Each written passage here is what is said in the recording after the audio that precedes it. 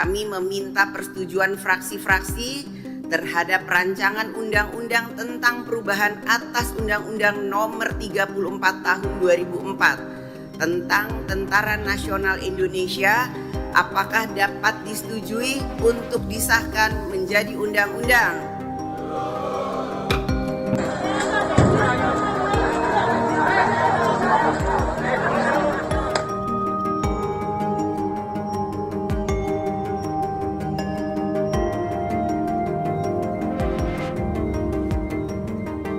Hal tersebut membuat kami kesal dan kami akhirnya 7 mahasiswa UI, 9 mahasiswa UI sebenarnya, 2 diantara menjadi kuasa hukum, termasuk saya sebagai kuasa hukum dari para pemohon dan teman-teman saya. Akhirnya kita mendiskusikan untuk ini di bawah ke meja MK. Jadi kita akan menggugat uji formil tersebut di uji MK. Sahabat Kompas TV, pada Kamis 20 Maret 2025 yang lalu, DPR telah mengesahkan RUU TNI menjadi undang-undang. Gelombang aksi demonstrasi menolak UU TNI digelar di sejumlah daerah di Indonesia. Namun, tak hanya turun ke jalan untuk aksi, mahasiswa dari Universitas Indonesia datang ke Mahkamah Konstitusi untuk menggugat Undang-Undang TNI. Lalu sebenarnya apa saja yang menjadi poin kejanggalan dalam proses penyusunan revisi Undang-Undang TNI ini? Dan seberapa besar peluang bagi Mahkamah Konstitusi untuk mengabulkan gugatan? Telah bergabung bersama saya pakar hukum tata negara Titi Anggraini. Sahabat Kompas TV, sudah bersama dengan saya ada pakar hukum tata negara Mbak Titi Anggraini. Halo Mbak Titi. Halo Mbak, salam sehat buat kita. Salam sehat, harus sehat selalu ya Mbak Titi. Nah, Mbak Titi, hari ini kita pengen mengupas lebih lanjut terkait dengan UU TNI yang nampaknya ini polemiknya masih terus bergulir begitu ya Mbak. Apalagi baru sehari setelah disahkan oleh DPR Ketok Palu, kemudian sudah muncul nih gugatan terkait dengan UU TNI uji formil ke MK oleh mahasiswa UI sendiri. Nah, kalau misalnya kita berbicara dari kacamata hukum nih Mbak Titi, sebenarnya bagaimana sih proses pembentukan hingga pengesahan UU TNI ini, dan apakah memang kejanggalannya itu tuh sudah terlihat bahkan bisa dijabarkan dari kacamata hukum? Ya, kalau kita simak perjalanan dari mulai pembahasan sampai dengan pengesahan RUU TNI oleh DPR ya, itu kita bisa bagi kejanggalan atau problemnya itu ke dalam 2 kelompok. Yang pertama dari sisi formilnya dulu atau prosedur pembentukannya. Jadi dia belum masuk kepada substansi apa yang diatur di dalam RUU ini ya, tetapi dari sisi pembentukan atau prosedur pembentukannya oleh pembentuk undang-undang. Dalam hal ini pemerintah bersama DPR. Nah, baru yang kedua adalah problem dari sisi materialnya atau substansi yang terdapat di dalam RUU ini ya. Nah, kedua-duanya itu bisa dipersoalkan ke Mahkamah Konstitusi melalui pengujian undang-undang. Jadi ada yang nanti akan menguji dari sisi formilnya, dari sisi prosedur pembentukannya, dan yang kedua dari sisi pengujian materialnya atau material review ya, pengujian material undang-undang. Nah, kalau yang pertama tadi pengujian formil undang-undang.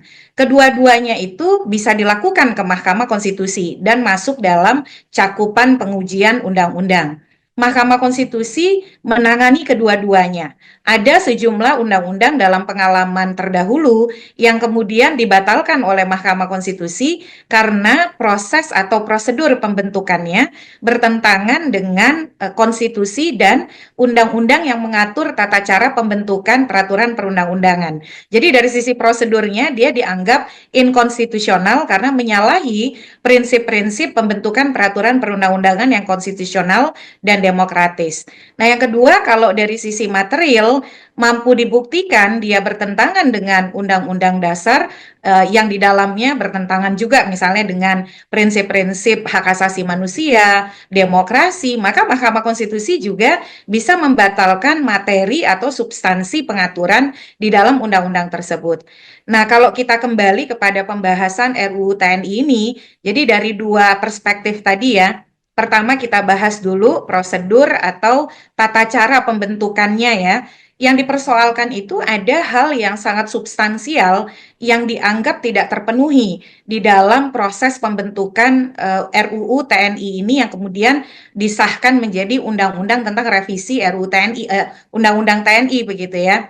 Nah, proses pembentukan RUU TNI ini, revisi undang-undang TNI ini itu tidak mencerminkan, terutama kalau kita langsung fokus kepada prosedur pembentukan peraturan perundang-undangan, adanya partisipasi masyarakat yang bermakna atau meaningful participation.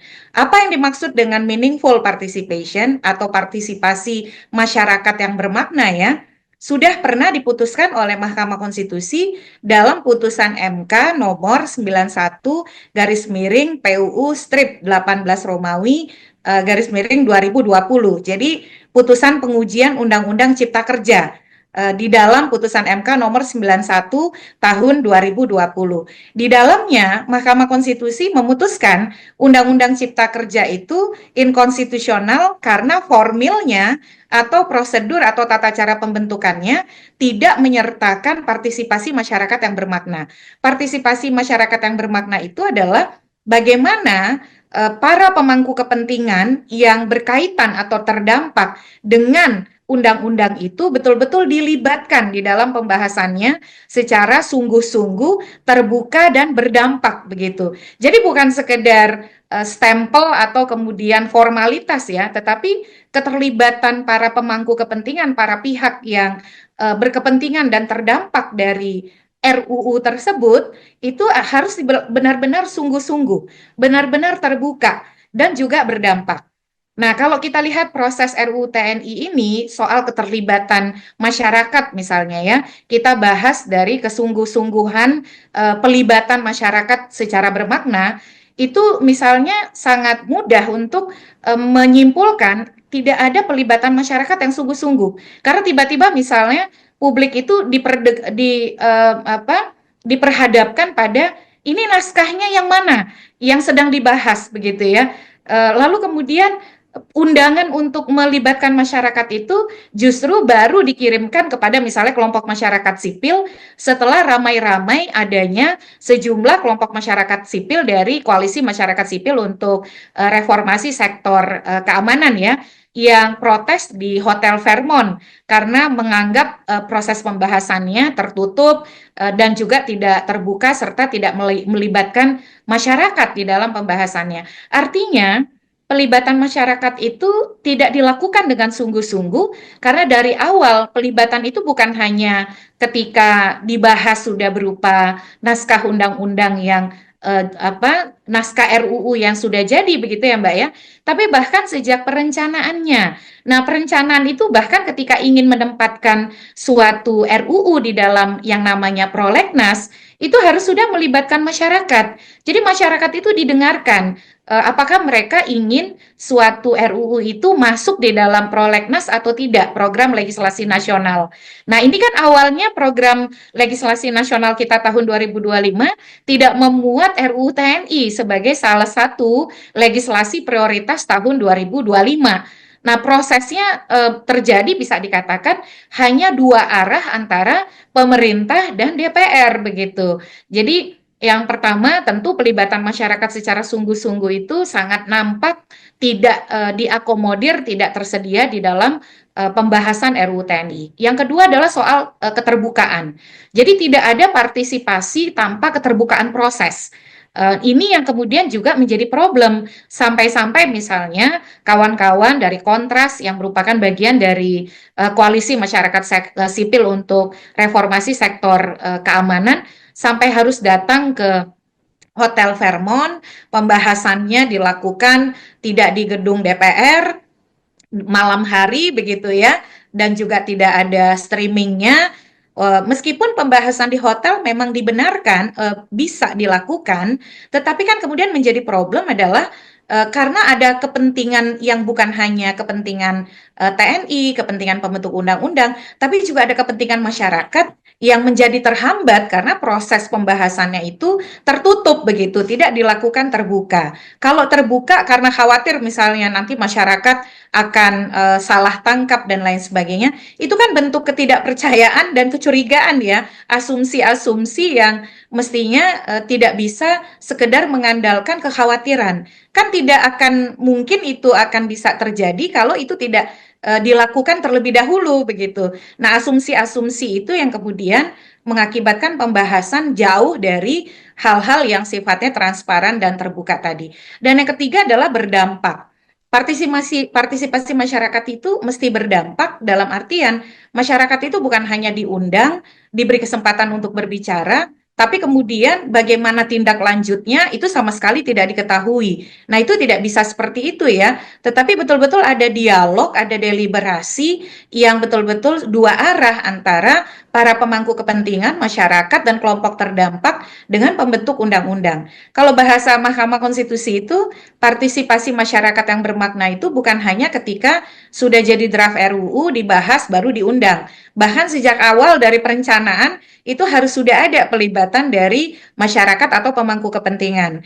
Nah, ketika kemudian memberi kesempatan untuk masyarakat berkontribusi, ada 3 hal yang harus dipenuhi. Bahwa ketika masyarakat itu berpartisipasi, mereka diberi kesempatan untuk didengar, ya. Jadi didengar dengan betul-betul ya serius, bukan sekedar diundang hadir datang bicara-bicara omong-omong begitu.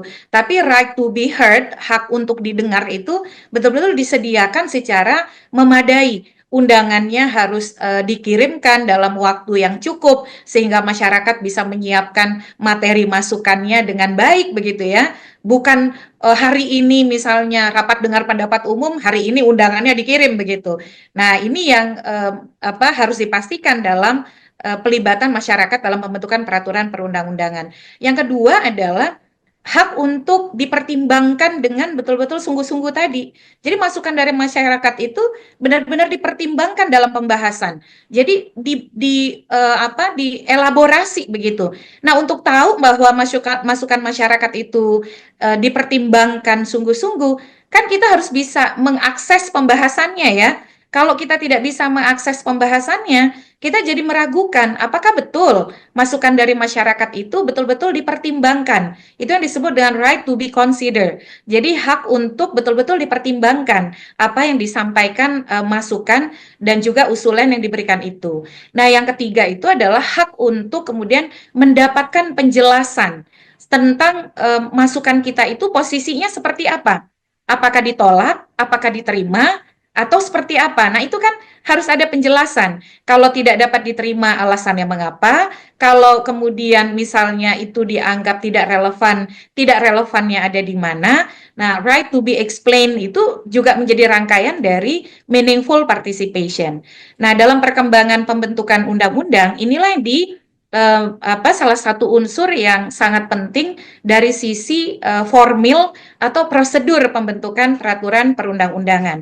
Dan Mahkamah Konstitusi menganggap kalau ada pelanggaran yang secara nyata terbukti, prosedur itu tidak menyertakan partisipasi masyarakat yang bermakna, suatu undang-undang disusun secara tidak sungguh-sungguh, tidak terbuka dan tidak berdampak dalam melibatkan partisipasi masyarakat, maka dia bisa dinilai sebagai sesuatu yang inkonstitusional.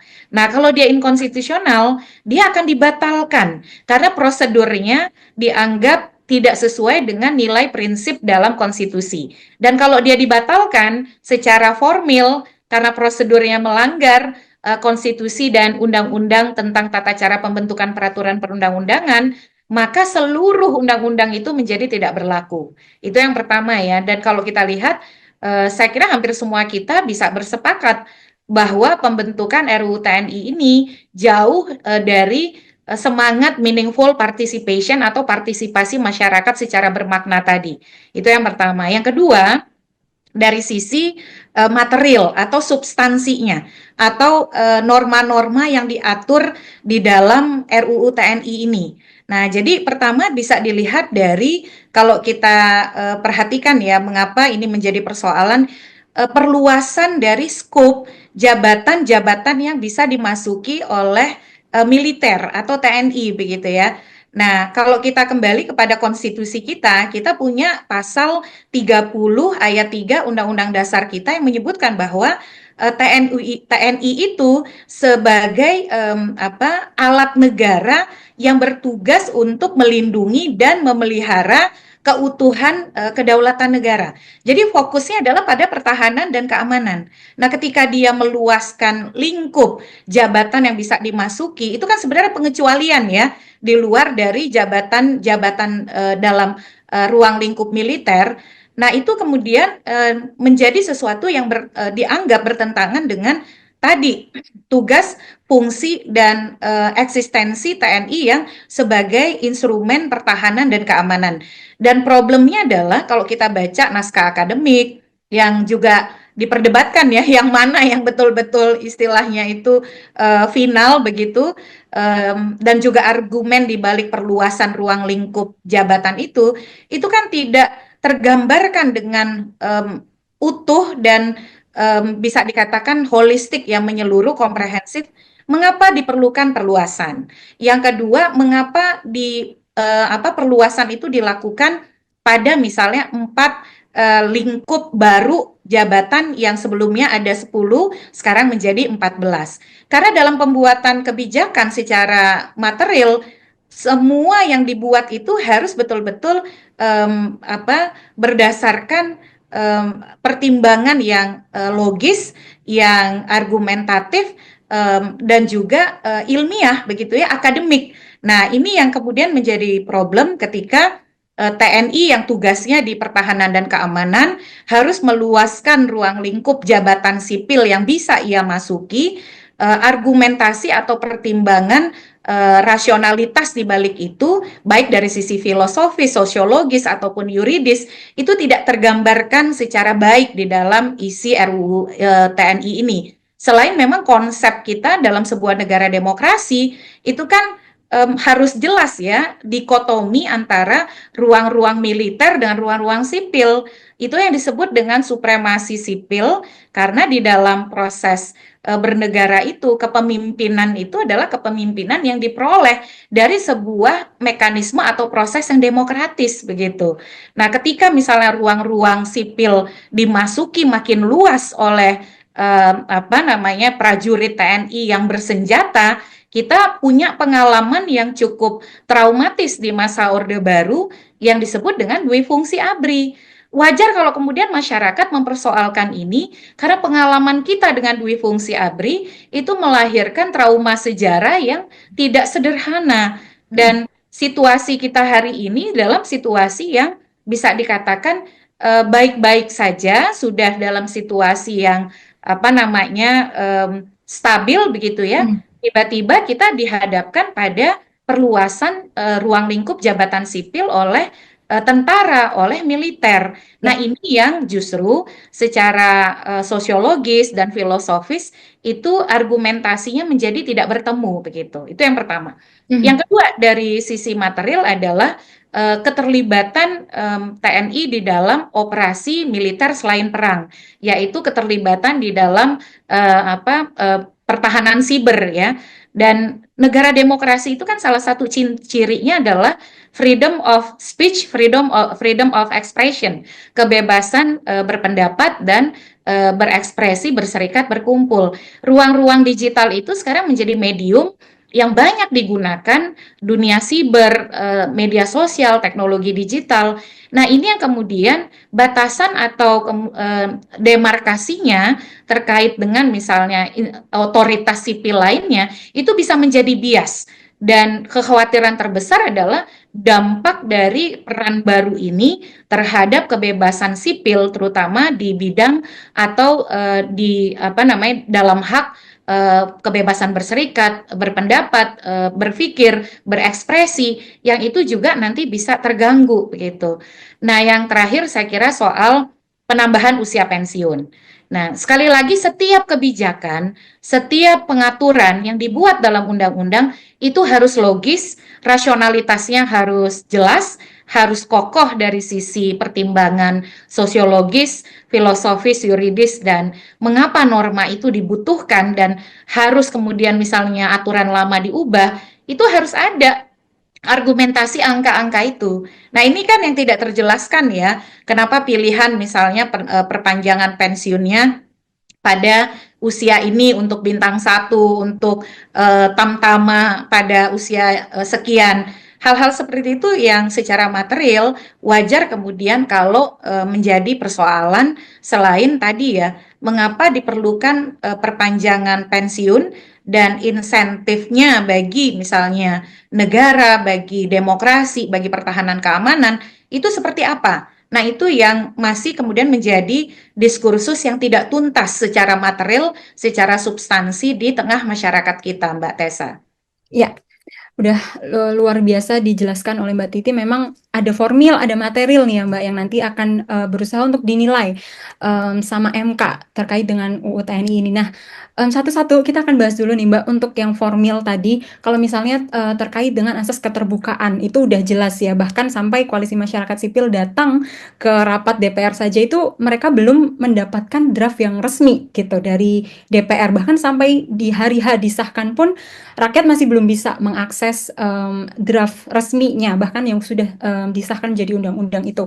Nah, tapi kalau terkait dengan partisipatif bermakna itu, Mbak, meaningful participation, hak untuk didengar, hak untuk dipertimbangkan, bahkan juga hak untuk mendapatkan penjelasan atau jawaban. Nah, itu kira-kira nanti di MK, bagaimana MK itu bisa membuktikan itu, Mbak? Apa kira-kira poin-poin yang dibawa oleh mahasiswa UI di sini ya, yang sudah mengajukan gugatan ke MK, dan bagaimana kira-kira pembuktian dan pemeriksaan nih dari MK untuk oh ini berarti memang tidak ada partisipatif bermakna di sini.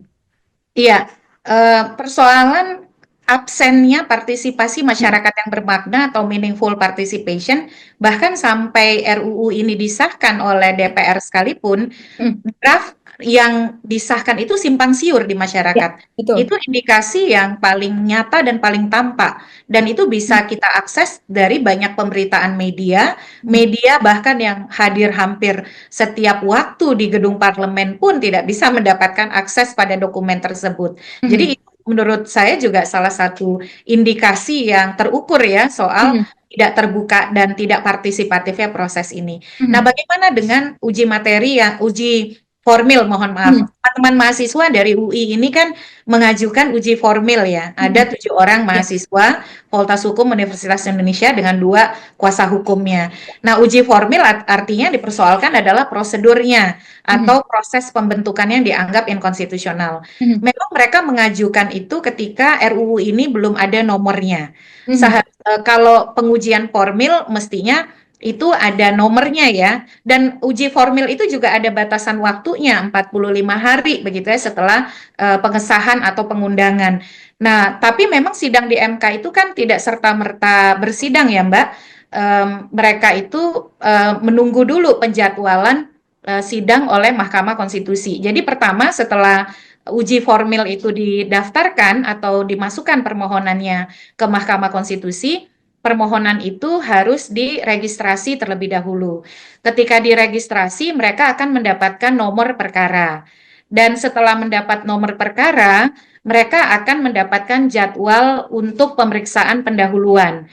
Nah, ketika persidangan pendahuluan itu, pemeriksaan pendahuluan, mereka akan menyampaikan isi dari permohonannya. Setelah sidang pendahuluan, mereka diberikan kesempatan untuk melakukan perbaikan permohonan. Jadi, setelah sidang pendahuluan, ada kesempatan untuk melakukan perbaikan permohonan, dan mereka setelahnya bisa tidak menggunakan kesempatan untuk memasukkan perbaikan permohonan, tergantung mereka. Kalau mereka sudah percaya diri, misalnya permohonannya sudah bagus, ya tidak memperbaiki juga tidak apa-apa. Tapi mereka punya kesempatan untuk melakukan perbaikan permohonan, dan kemudian itu dimasukkan ke Mahkamah Konstitusi. Nah, Mahkamah Konstitusi akan rapat ya di antara hakim untuk menentukan apakah permohonan ini layak masuk ke pembuktian atau tidak. Kalau dianggap layak untuk lanjut ke pembuktian, maka akan didengar keterangan dari pemerintah, dari DPR, dan juga mendengar ahli ataupun saksi-saksi yang dihadirkan oleh pihak pemohon, teman-teman mahasiswa ini. Jadi teman-teman mahasiswa bisa menghadirkan saksi dan juga ahli untuk memperkuat dalil yang mereka ajukan di dalam permohonannya. Nah, kalau kita lihat durasi ya, meskipun mereka mengajukan, teman-teman mahasiswa ini kan mengajukan 1 hari setelah disahkan oleh DPR. Undang-undangnya belum ada nomornya. Nah, penomoran itu dilakukan, undang-undang kita itu kan serta-merta berlaku setelah 30 hari disahkan di DPR ya. Kalau kita lihat jadwal persidangan tercepat di MK itu pada tanggal 22 April, dan saya cek di website Mahkamah Konstitusi sampai dengan tanggal 25 April itu belum ada penjadwalan untuk permohonan teman-teman mahasiswa. Jadi harapan saya dalam menunggu registrasi dan sampai ada penjadwalan dari MK, itu nomor itu bisa terbit ya, RUU ini, sehingga teman-teman bisa melengkapi dengan nomor undang-undang yang baru dari pengesahan pengundangan dari RUU yang sudah disahkan ini. Nah, MK akan menilai dalam proses persidangan ini dua hal, Mbak. Yang pertama, kedudukan hukum atau legal standing. Nah, kedudukan hukum atau legal standing ini adalah sebagai dasar untuk menilai kerugian yang dirasakan oleh teman-teman mahasiswa. Jadi, apakah teman-teman ini memiliki kedudukan hukum yang membuat mereka bisa mengajukan permohonan? Kedudukan hukum itu adalah kerugian yang mereka alami dari adanya RUU ini. Kerugian itu bisa kerugian langsung, bisa kerugian potensial gitu ya. Tetapi pengujian undang-undang ke MK itu bisa dilakukan oleh setiap warga negara yang mengalami kerugian atas terbitnya suatu undang-undang. Saya kira pembentukan undang-undang yang tidak dilakukan dengan prosedur yang melibatkan partisipasi masyarakat secara bermakna, itu merugikan setiap warga negara. Karena kenapa? Kalau itu sampai lolos, dibiarkan, dan dianggap konstitusional, ke depan kita akan menghadapi persoalan-persoalan serupa.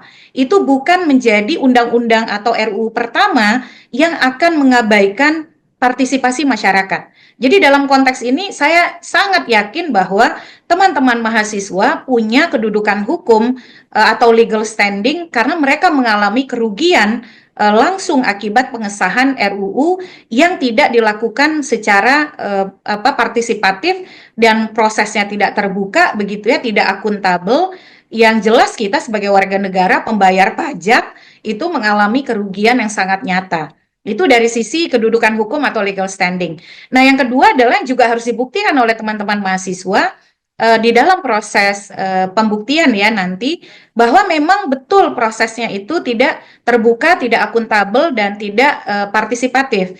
Nah, ini teman-teman mahasiswa, pemohon itu bisa menghadirkan saksi, bisa menghadirkan ahli, dan dalam proses persidangan, Mahkamah Konstitusi bahkan bisa meminta keterangan pihak lain untuk didengarkan dalam rangka memperkuat proses persidangan begitu. Jadi alat bukti itu ada banyak, Mbak, ada saksi, ada ahli, ada keterangan para pihak begitu ya di dalam proses persidangan, dan kawan-kawan para pemohon saya kira bisa menghadirkan ahli, bisa menghadirkan saksi yang nanti bisa menopang atau kemudian memperkuat argumentasi atau dalil-dalil yang mereka gunakan di dalam permohonan mereka untuk membuktikan bahwa memang RUU TNI ini disusun dengan proses yang inkonstitusional karena tidak terbuka, tidak transparan, tidak akuntabel, dan tanpa partisipasi masyarakat yang bermakna.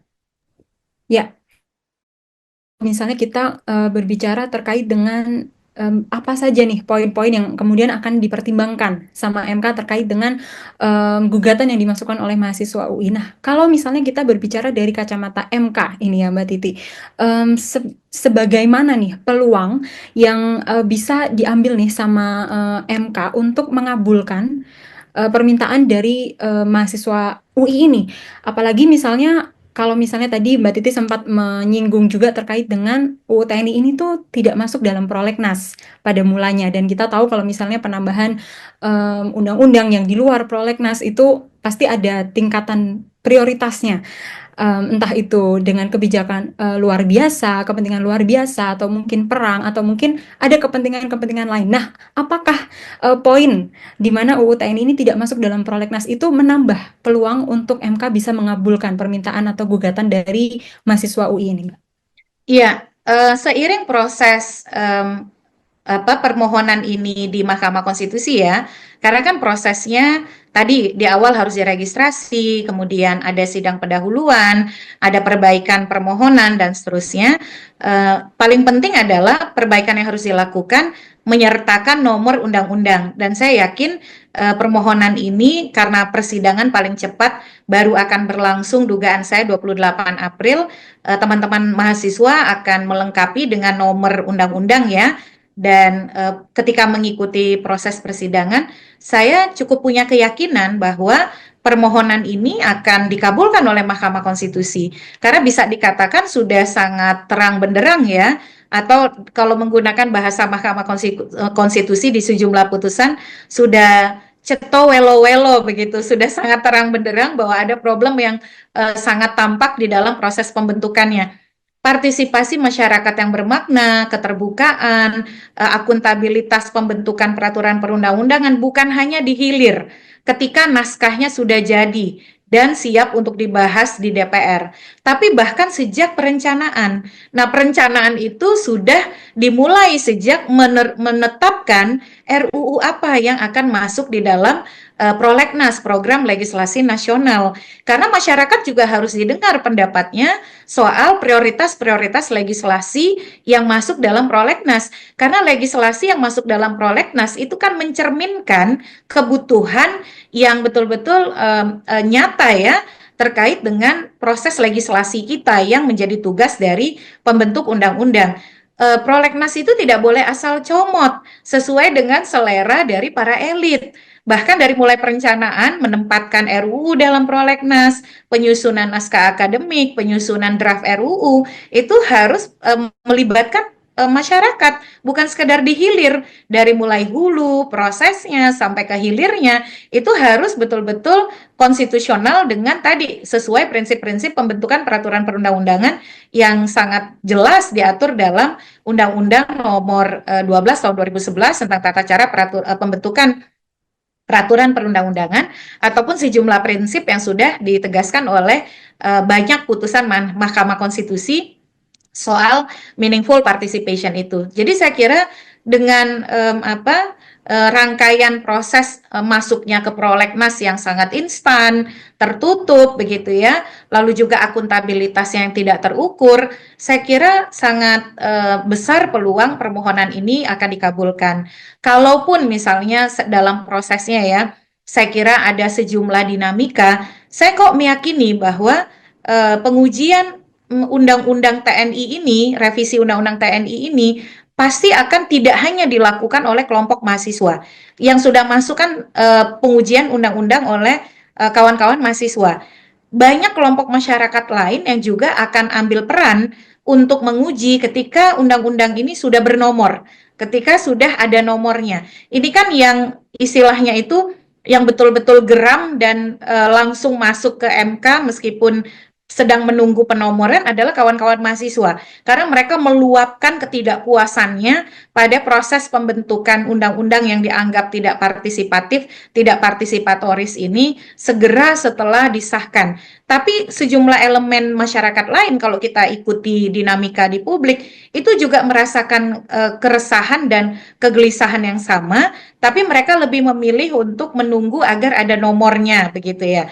Nah, ini dinamikanya akan seperti itu. Jadi saya kira banyak pintu yang akan digunakan oleh para pihak publik di dalam upaya mereka untuk menguji konstitusionalitas revisi Undang-Undang TNI ini, baik dari sisi jalur formil ataupun material, dan peluang itu sangat besar untuk dikabulkan oleh MK, apalagi kalau kita mencermati sejumlah putusan Mahkamah Konstitusi yang berkaitan dengan uji formil ya. Sebut saja misalnya yang paling anyar kan soal uji formil Undang-Undang Cipta Kerja yang dinyatakan oleh Mahkamah Konstitusi inkonstitusional karena pelibatan masyarakat atau konsep meaningful participation itu tidak dijalankan secara sungguh-sungguh, terbuka dan berdampak begitu.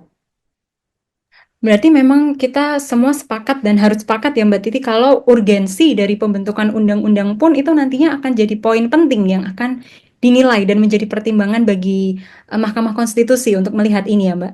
Betul sekali. Jadi Mahkamah Konstitusi dalam praktiknya selama ini tidak mengabaikan proses atau prosedur bagaimana suatu undang-undang dibentuk. Jadi undang-undang itu bukan hanya soal isinya, tapi bagaimana soal prosesnya itu juga mengandung aspek konstitusional yang harus dipenuhi oleh pembentuk undang-undang. Iya, betul. Nah, kalau misalnya kita tarik lagi nih ya Mbak, dengan respons dari beberapa DPR nih ya, beberapa anggota DPR yang setiap kali ditanyakan terkait dengan urgensinya apa Pak gitu ya, karena nggak sedikit ada dialog dengan mahasiswa di media.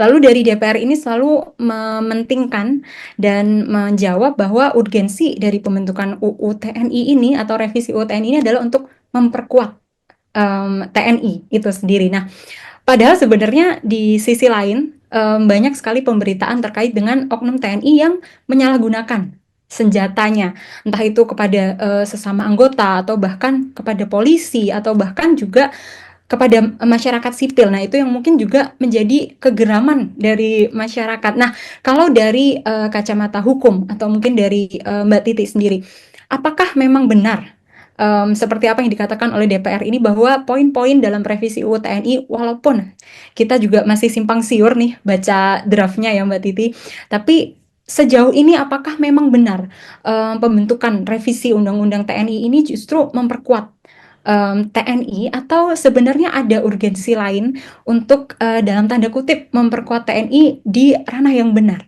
Seperti Iya. apa? Ya, memperkuat TNI itu kan juga harus disertai oleh catatan berikutnya. Memperkuat TNI sebagai institusi pertahanan dan keamanan, ataukah memperkuat TNI dengan meluaskan otoritasnya pada ruang lingkup di luar pertahanan dan keamanan. Yang menjadi problem di masyarakat ketika gelombang protes itu muncul, penguatan TNI yang dibaca oleh publik itu bukan menjaga purifikasi TNI pada ruang lingkup pertahanan dan keamanan, tapi justru penguatan TNI yang justru meluaskan lingkup kewenangan mereka di luar pertahanan dan keamanan. Jadi penguatan itu juga harus dipastikan bahwa penguatan harus dalam lingkup pertahanan dan keamanan, bukan kemudian meluaskan lingkup penguatan itu di luar sektor pertahanan dan keamanan. Itu yang ditolak oleh masyarakat ya. Selain misalnya kita harus tekankan mengapa selama ini TNI itu menjadi institusi negara yang paling dipercaya atau paling tinggi kepercayaan publiknya. Bahkan di sejumlah survei di atas presiden begitu. Justru karena mereka menjauhkan diri dari hal-hal yang berkaitan dengan kehidupan politik dan konsisten pada lingkup pertahanan dan keamanan. Jadi mereka menikmati kepercayaan publik bisa dikatakan karena mereka tidak cawe-cawe di luar lingkup yang menjadi otoritas pertahanan dan keamanan.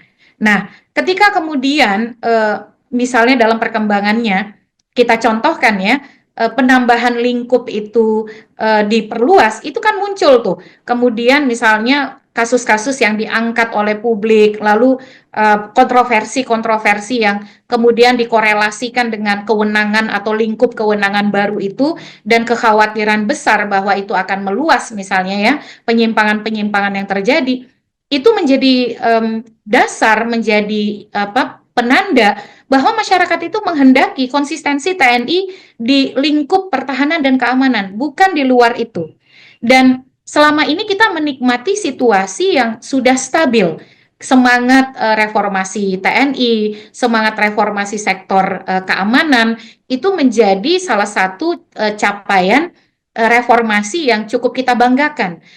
Di banyak forum misalnya, salah satu capaian demokrasi Indonesia saat reformasi adalah ketika militer dengan itikat baik mau mereformasi diri, menarik diri ke barak dan menjauhi kehidupan politik dan melepaskan dui fungsi dan kemudian betul-betul mereformasi institusinya, dan kemudian termasuk misalnya membicarakan soal pendekatan demokrasi dan lain sebagainya.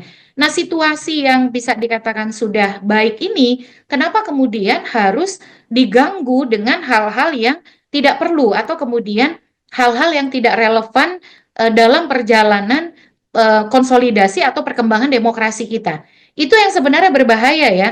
Kita tidak bisa melepaskan kita punya pengalaman buruk dengan dui fungsi ABRI atau dui fungsi militer, dan kemudian masa reformasi menjadi momentum kita melakukan rekonsiliasi ya, dan di tengah reformasi TNI mereka menikmati kepercayaan publik yang baik, yang tinggi, tapi kan kemudian ketika RUU TNI ini muncul pula kemudian kontroversi baru dan ketakutan-ketakutan serta sorotan-sorotan soal misalnya efek ikutan atau bahaya ikutan dari perluasan ruang lingkup kewenangan, dan juga hal-hal baru yang diatur di dalam RUU TNI ini yang masyarakat merasa tidak teryakinkan bahwa itu memang sesuatu yang menjadi bagian dari penguatan TNI sebagai institusi atau alat negara yang melakukan tugas dalam sektor pertahanan dan keamanan, Mbak Tessa.